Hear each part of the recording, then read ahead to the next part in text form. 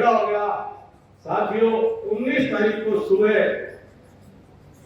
Rohtak university के साथ लगता हुआ सर्किट हाउस पर बीएसएफ खड़ी थी। बीएसएफ का एक इंस्पेक्टर था, कोई प्यारेलाल या सब इंस्पेक्टर था। उस प्यारेलाल के पांव में 3 नौजवान गोली मारने के लिए घर से चल करके 500 मीटर पर आकर के उसके पांव में गोली मारते हैं। तीनों नौजवानों की सबको नाम पता है, मैं नाम नहीं लूंगा। वो भी उसी पार्टी के बाकायदा पदाधिकारी थे जो उसको पांव में गोली मार करके और भड़काने के लिए वहां पर चले थे।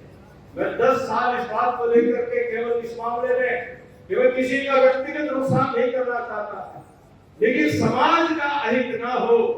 आज अपना नैतिक कर्तव्य मान करके कि ये जो षड्यंत्र था, मेरे सेवक केवल आपको उसका ट्रेलर बताया है। दास्तान बहुत लंबी है, कहानी बहुत लंबी है। इस पीड़ा को लेकर के मैं आज आपके बीच में हूं कि हम एक छत्तीस बिरादरी का संकल्प लेकर के, हमारे पूर्वजों ने हमको सिखाया। मैं अपने समाज की बात करूं, मेरे समाज के ऐसे आदर्श महापुरुष भगत धन्ना जाट हो, मीर तेजाजी महाराज हो, और स्वर्गीय चौधरी छोटूराम हो, चौधरी चरण सिंह जी हो, चौधरी देवीलाल जी हो, उन्होंने भी राजनीति की है।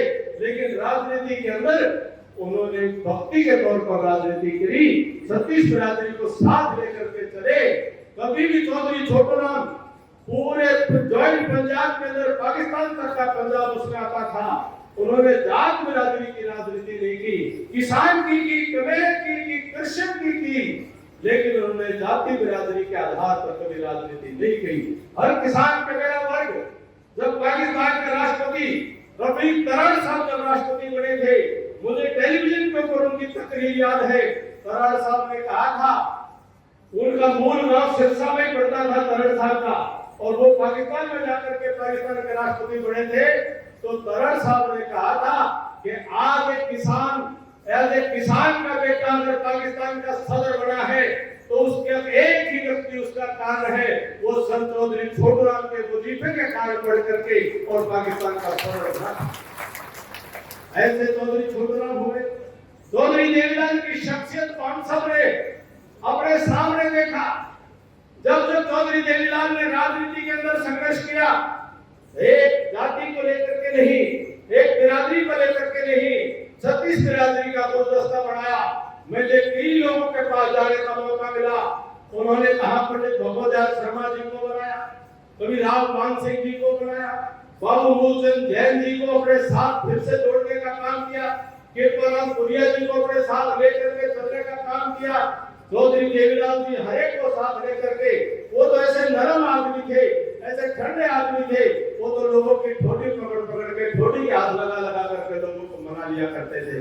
वो तो करते थे सागर जी, यूं ही करा करते, नहीं करा करते। ये चौधरी देवीलाल जी का चरित्र था। और फिर बाद में ऐसा दौर आया कि राज मांगने से नहीं मिला करते, राज को छीने जाया करते। एक नई संस्कृति चल पड़ी। मैं राजनीतिक क्षेत्र का कार्यकर्ता भी हूं। आप मुझे बताओ, कोई भी गांव में बहुत सरपंच साहिबान आए हैं, जिला परिषद ब्लॉक समिति के मेंबरान साहिबान भी आए हैं। कोई गांव में एक सरपंच भी रुका मार करके कि मैं एक ही बिरादरी का वोट लूंगा, कोई सरपंच बढ़ जाएगा? सरपंच को भी सबके बीच में कोई सरपंच भी कोई यूं कह दे गांव के अंदर मैं जोर जबरदस्ती करके राज को छीन लेने की कोई कोशिश करेगा, क्या कोई सरपंच जो है वो बढ़ पाएगा? हमारे एक देसी बात है कि भाई एक गांव के अंदर सरपंच जो है उसका चुनाव चल रहा था, तो भाई तुम भाषा करो तभी सार के, हमारी भाषा थोड़ी अलग है, थोड़ा सा आप समझते हो सारी बात को। तो उन्होंने कहा भाई एक गांव में सरपंच एक खाड़ा मजबूत जमींदार था। वो जमींदार जो है बढ़िया कुर्ता धोती पहनकर, सिर पर पगड़ी बांध करके, हाथ में लाठी लेकर के हर घर के बाहर जाए, और वो जो है चौधरी साहब लाठी करे, अल्लाह में वोट दे देना भाई, वोट दे देना, वो कहता चले। और वहीं पर एक नौजवान डूडी साहब, एक नौजवान था, वो सारे के सारा दिन चक्कर काटे, जो मिले उसके पाए हाथ लगाने लग जाए, ना छोटा देखे, ना बड़ा देखे, ना पेड़ देखे, ना खंबा देखे, ना मानस देखे, ना जानवर देखे, जो मिले सबके पांव हाथ लगाए।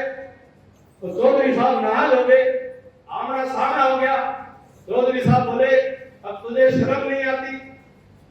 तू सारा सबका ना कुछ देखे तो पांव पड़ के वोट मांगे। बोला चौधरी साहब 10 दिन रह गए चुनाव के, हे मूछ पाड़ के वोट मांग लो, मैं पांव पकड़ वोट मांग लो, फिर बाद में देखेंगे किसकी बात बने। तो आप मुझे बताएं, क्या ये जोर जबरदस्ती राजनीतिक हिंसा से क्या हम अपने समाज को इकट्ठा रख पाएंगे?